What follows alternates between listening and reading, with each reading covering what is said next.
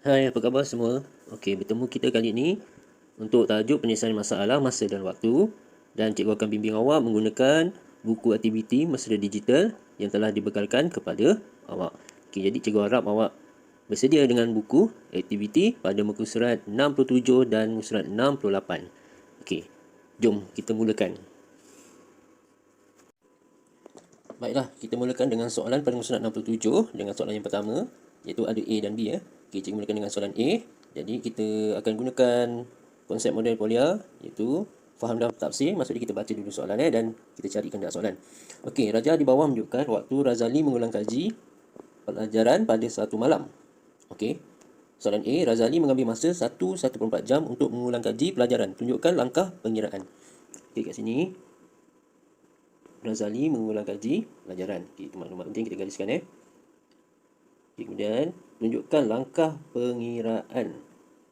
Yang dia bagi tahu dia mengulang kaji pelajaran selama berapa lama? Ya, 1.4 jam. Jadi kat sini dia dah bagi tahu tempoh masa, iaitu 1.4 jam mengulang kaji pelajaran. Sekarang dia suruh tunjukkan langkah pengiraan. Jadi kat sini kita rancang strategi. Apa dia? Apa yang awak kena buat? Kalau cari tempoh masa, kita akan gunakan operasi tolak. Tolak. Ya, kita akan buat operasi tolak. Tolak apa?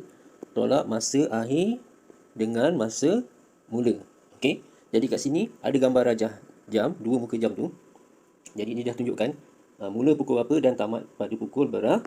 Jadi kat sini kita tengok pada jam. Dia mula pukul berapa tu? Pada muka jam yang pertama tu. Ya, dia mula pada pukul 8.15, betul tak? 8.15. Kemudian dia tamat pada pukul 9.30. Okey. Jadi kat sini kita akan buat operasi tolak, iaitu 9.30 ataupun 9.30 tolak dengan 8.15. Okey, untuk soalan 1A, kita akan laksanakan strategi iaitu tolak 9.30 masa akhir tolak dengan 8.15 waktu mengulang kaji. Okey, jadi kat sini kita tolak bahagian minit dulu. Okey, sifar tolak 5 tak boleh. Pinjam sebelah. Ini kan jadi 10 tolak 5, 5. Kemudian 2 tolak 1, 1. 9 tolak 8, 1. Jadi jawapan awak akan dapat 1 jam 15 minit. Okey, tapi dalam soalan dia kata 1.4 jam. Okey, macam mana 1.4 jam? Okey, maksud dia kalau kita ingat balik 1/4 jam ni bersamaan berapa minit? 15 minit. Okey, kalau 1/2 jam, setengah jam sama berapa minit? Ya, 30 minit.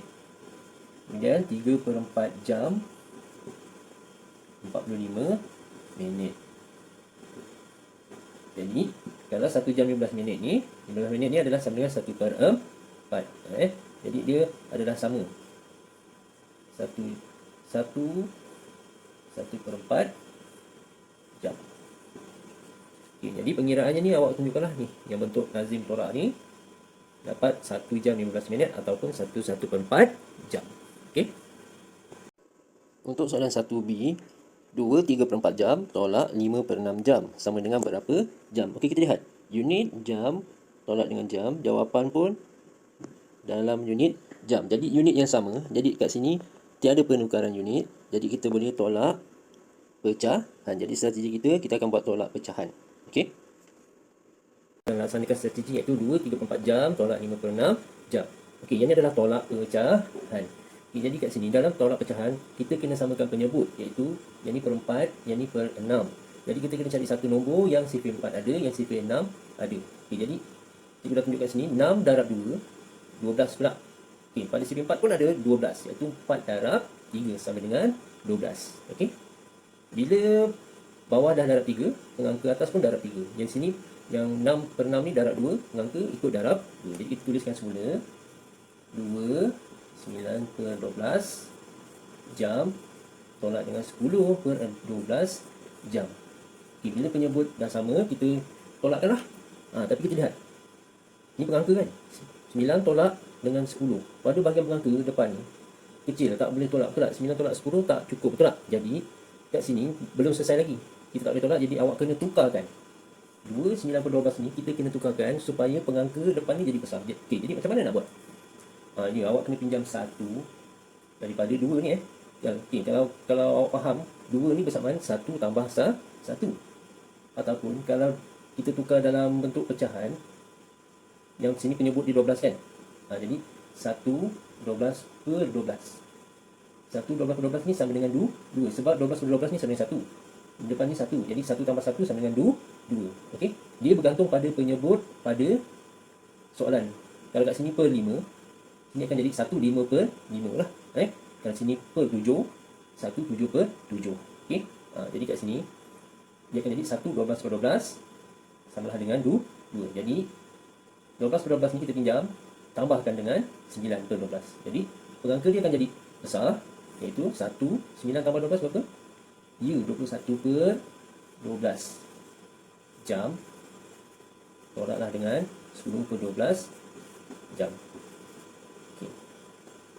Bila pengangka besar di depan, barulah kita boleh tolakkan macam biasa. Okey, 1 nombor bulat ni dengan sini tak ada dia punya pasangan kan, maksudnya sifar lah. Satu ni awak buat turun lah, 1 tolak sifar 1 Okey, kemudian 21 tolak 10 dia 11 per 12 jam. Jadi jawapan akhir awak adalah 1 11 per 12 jam. Dan pastikan semak jawapan dalam unit jam, sebab soalan nak dalam unit jam. Okey. Yang paling penting, cikgu harap awak faham ni cara nak pinjam daripada nombor bulat ni supaya jadi pengangka besar. Okey. Untuk soalan 2, rajah di bawah menunjukkan 3 keping kad berlainan bentuk. Okey, bulatan 1.875 hari, segitiga 30 jam, bintang 2 3/4 hari. Okey, soalan A, hitung bulatan tambah dengan segi 3. Jadi kat sini awak kena tambahkan yang bulatan tu 1.875 hari tambah dengan segitiga iaitu 30 jam. Jadi strategi kita akan buat operasi tambah, tapi awak kena tengok pada bulatan tu unit dia hari.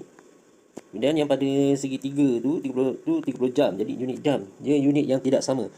Jadi sebelum kita tambah, kita kena tukar unit. Betul Yang hari tu kita akan tukarkan kepada unit jam. Dan jawapan boleh jadi dalam unit hari dan jam Untuk soalan 2A, 1.875 hari ni nombor dalam bulatan tambah dengan 30 jam, nombor dalam segi 3. Jadi unit tidak sama iaitu hari dan jam. Jadi yang perpuluhan hari ni kita kena tukarkan kepada jam lah, ataupun hari dan jam. Okey. Jadi kita boleh faham kat sini, satu depan ni adalah satu hari. Kemudian yang perpuluhan belakang ni yang kita kena tukar kepada jam. Okey. Macam cikgu pilih tukarkan sifar 875 ni jadikan pecahan, iaitu dengan gerakan titik perpuluhan sebanyak 3 kali. Jadi 875 per 1000 sebab ada 3 sifar 3 kali kan. Okey, kemudian darab 24 jam. Kenapa darab 24? Satu hari adalah 24 jam. Jadi hari nak tukar kepada jam, awak kena darab 24. Okey, jadi jalan kerja yang seterusnya kat sini sebenarnya kita boleh masukkan, tapi macam agak sukar untuk kita masukkan nombor ni 24 bagi 1000 ni macam agak sukar untuk kita masukkan. Okey, jadi kita boleh darab je terus. Yang atas ni kita darab dulu, iaitu 875 darab 24. Ni cikgu dah buat 875 darab 24 akan dapat 21,000. Okey, jadi awak tulis mula, nanti bagi dengan 1000 iaitu macam ni lah. Satu hari tambahkan dengan 21,000 per 1000 jam. Okey. Nampak tak? Ada 3 sifar di atas 21,000 ni dan 3 sifar bawah 1000 ni. Jadi awak boleh masukkan, boleh potonglah. Potong je ketiga-tiga sifar. Okay, jadi yang tinggal 21 per 1 sama dengan 21. Jadi jawapan dia adalah 1 hari 21 jam. Barulah kita boleh tambahkan bahagian jam ni dengan 30 jam. Jadi awak tambahkan dengan 30 jam.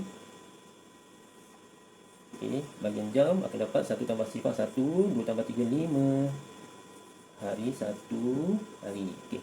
Cuba awak tengok, adakah ni jawapan akhir? Belum lagi. Sebab apa? Bahagian jam adalah 51 jam. Sedangkan satu hari ada 24 jam.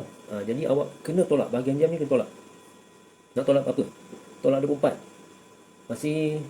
Masih ada baki banyak lagi tau. Jadi awak kena kira lah, satu hari 24 jam. Kalau 2 hari 48 jam. Okey, jadi kita kena tolak dengan berapa? Tolak 48 lah. Jangan tolak 24. Kalau tolak 24 nanti kita tolak lagi.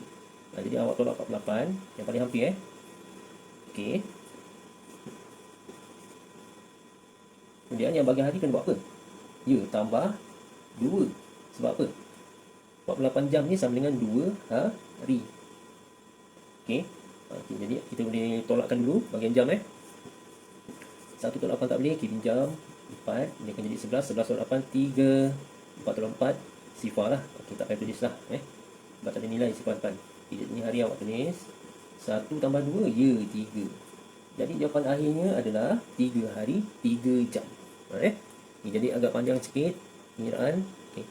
Tapi yang paling penting, awak tukarkan yang pukulan hari ni jadi jam. Dia ada dua cara, sama ada tukar macam cikgu buat ni, jadikan pecahan per 1000 darab 24. Atau satu cara lagi, ambil je pukulan, iaitu ni satu depan kan, 1 hari. Jadi yang belakang ni sifar plus 875 hari darab dengan 24 pun akan dapat nanti 21 jam. Lepas tu awak tambah, lepas tu tolaklah dengan 48 jam, dapatlah 3 hari, 3 jam. Okey. Soalan 2B, berapakah lebihnya masa bagi kad bintang daripada kad bulatan? Berikan jawapan dalam jam. Okey, dalam soalan 2B ni, dia suruh kira berapakah lebihnya masa bagi kad bintang tu. Kad bintang tu nilai dia adalah 2, 3, 4 hari daripada kad bulatan. Kad bulatan tu nilai dia adalah 1.87 hari. Dan berikan jawapan dalam jam. Jadi jawapan awak mesti dalam unit jam. Jadi kat sini agak-agak awak operasi apa? Ya, kita akan jumpa kataan lebihnya. Lebihnya ni kata kunci untuk operasi apa? Ya, operasi tolak.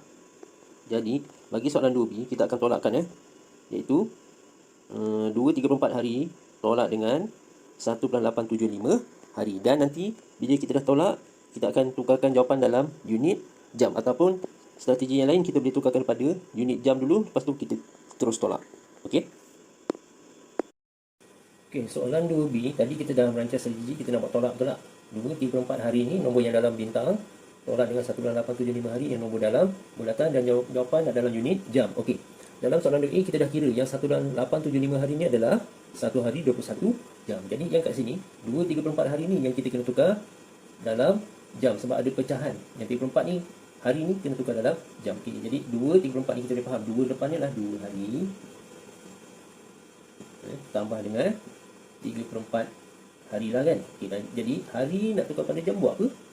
Ya, darab 24 sebab satu hari ada 24 jam. Okey, jadi kat sini kita boleh tengok 3/4 darab 24, 3 darab 24 bagi 4. Ataupun kita tengok sini boleh tak kita masukkan ataupun kita bagian, iaitu 24 ni bagi 4. Boleh, betul tak? Okey, jadi 24 ni boleh bagi dengan 4 darab apa? Darab 6, betul. Dapat 24, betul tak? Jadi 24 bagi 4 adalah 6. Okey, jadi yang tinggal 3/1 sama dengan 3 darab dengan 6. Berapa jam? Ya, 18 jam. Jadi bermaksud kat sini kita akan dapat 2 hari 18 jam. Jadi 2, 3/4 hari ni bersamaan 2 hari 18 jam. Okey, seterusnya apa yang kita boleh buat? Okey, kita sambung kira, barulah boleh tolak iaitu 2 hari 18 jam ni tolakkan dengan 1 hari 21 jam. Okey, bagian jam, okey, 18 tolak 21 boleh tak? Tak boleh. Jadi awak kena pinjam 1 hari. Okey, potong 1 hari ni dengan 1. Okey, kat sini bukan jadi 11 Jadi awak kena ingat 1 hari berapa jam? 24 jam. Jadi kat sini 18 ni kena tambah dengan 24. Jadi berapa? 18 tambah 24. Cuba congak. Dapatlah 42. Ingat 18 tambah 24 dapat 42. Okey, lepas tu baru awak boleh tolakkan. 2 tolak 1, 1, 4 tolak 2, 2.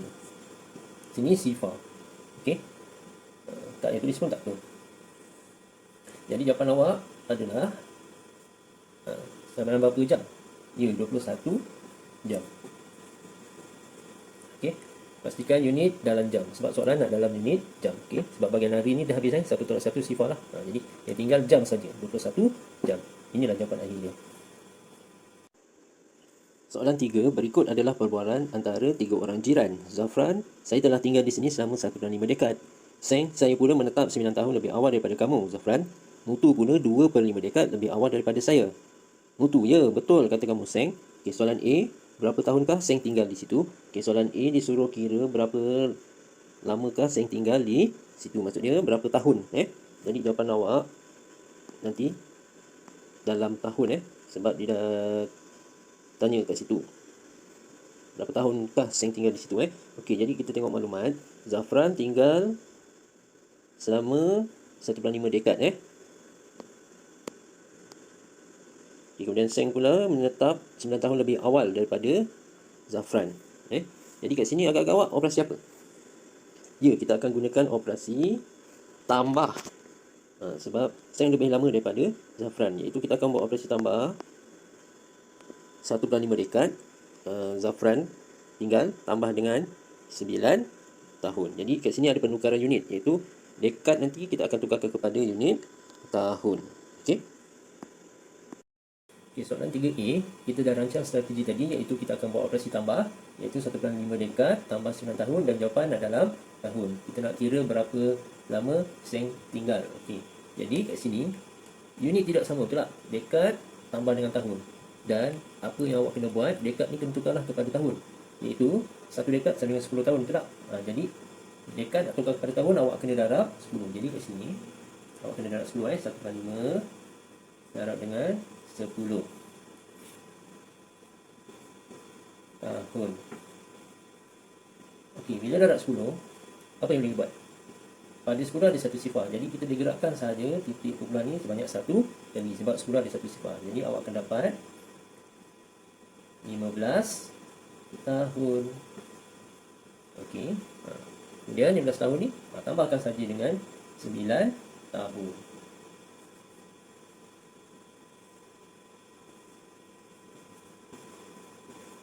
Okey. Jadi awak tambahkan 5 tambah 9, 14. Satu di atas, 1 tambah 1, 2. Jadi jawapannya adalah 24 tahun. Okey, yang penting kita tukarkan yang dekad jadi tahun, darab 10 akan dapat 15 tahun. Okey. Soalan 3B, berapakah beza tempoh dalam dekad dan tahun antara Zafran dengan Mutu menetap di situ? Okey, jadi soalan B, disuruh kira beza tempoh dalam dekad dan tahun antara Zafran dengan Mutu. Jadi kat sini kata kunci beza tempoh, betul tak? Beza tu kita kena buat operasi apa? Ya, kita akan buat operasi tolak.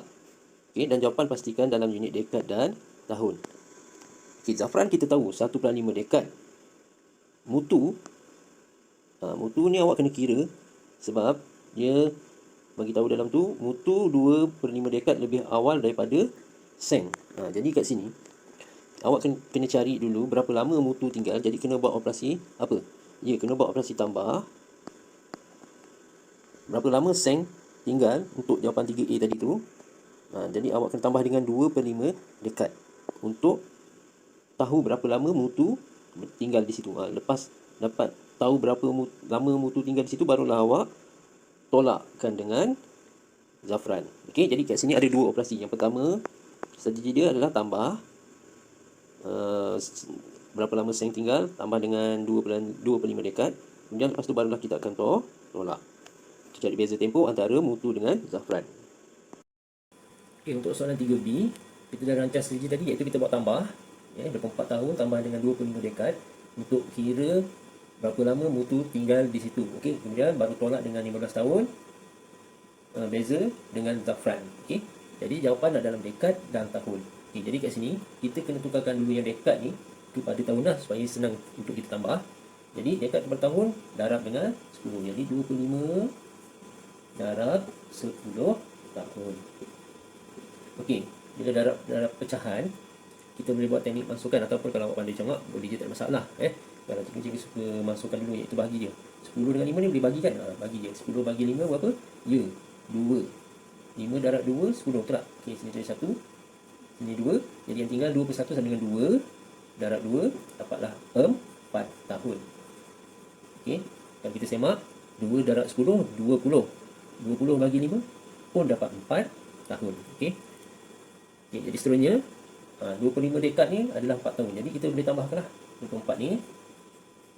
24 tahun ni tambahkan dengan 4 tahun.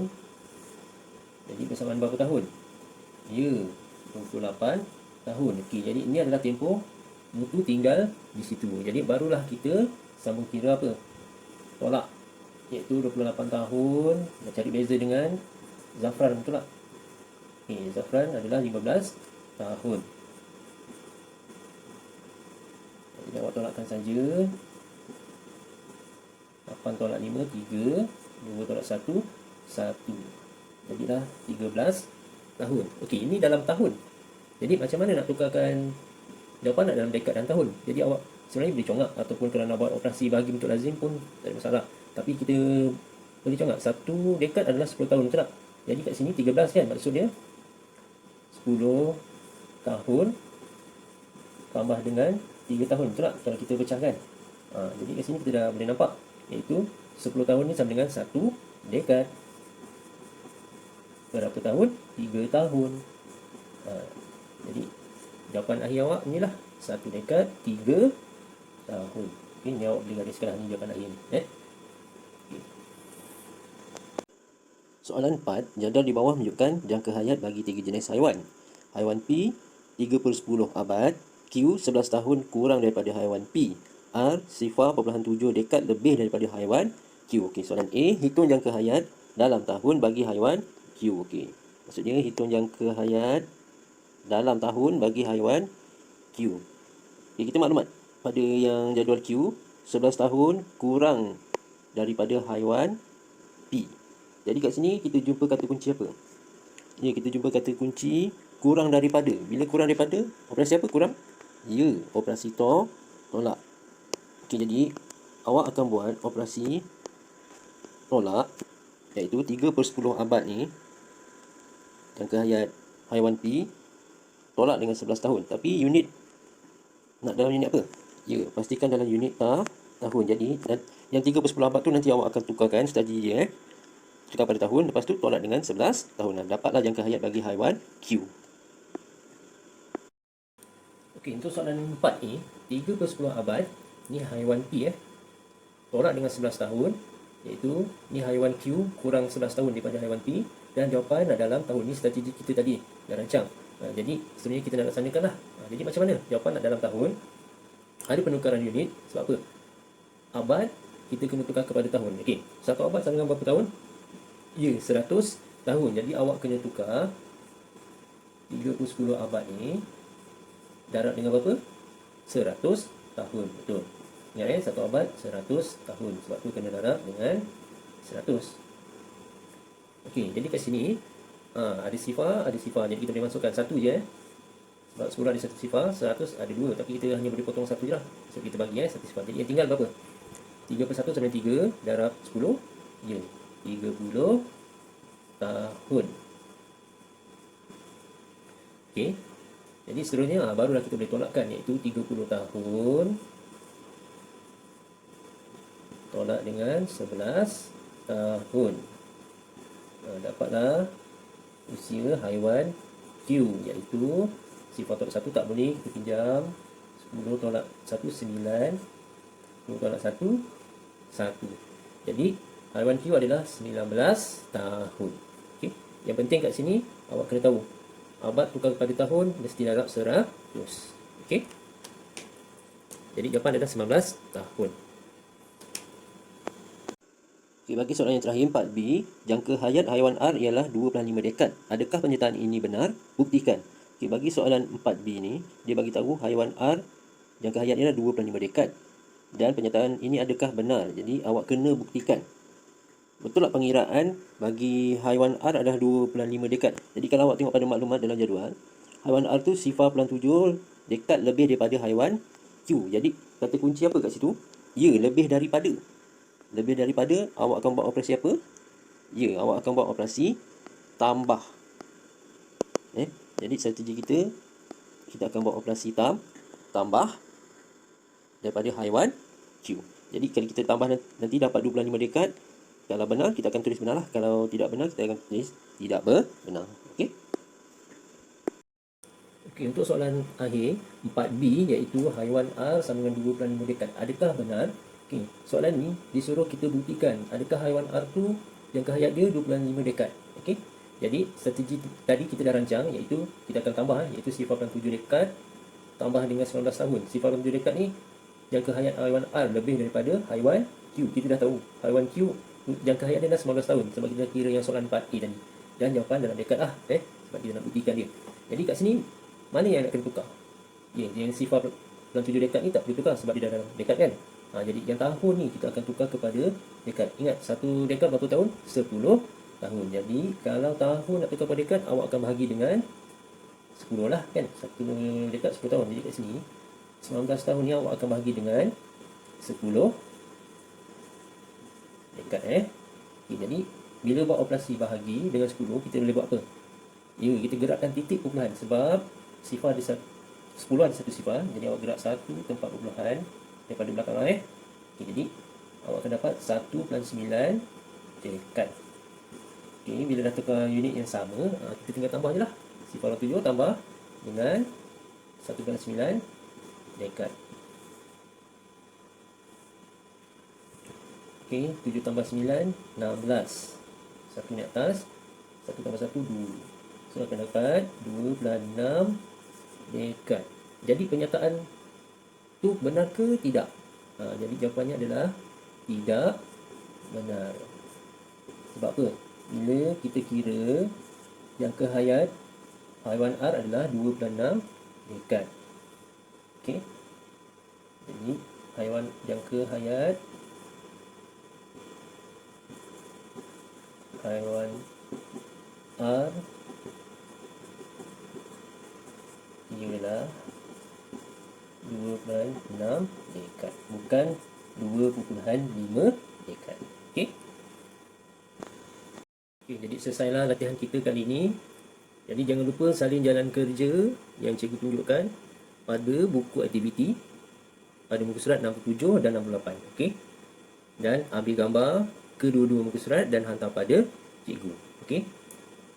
Jadi bertemu lagi kita di PDPR yang akan datang. Okey, sekian, terima kasih. Stay safe at home.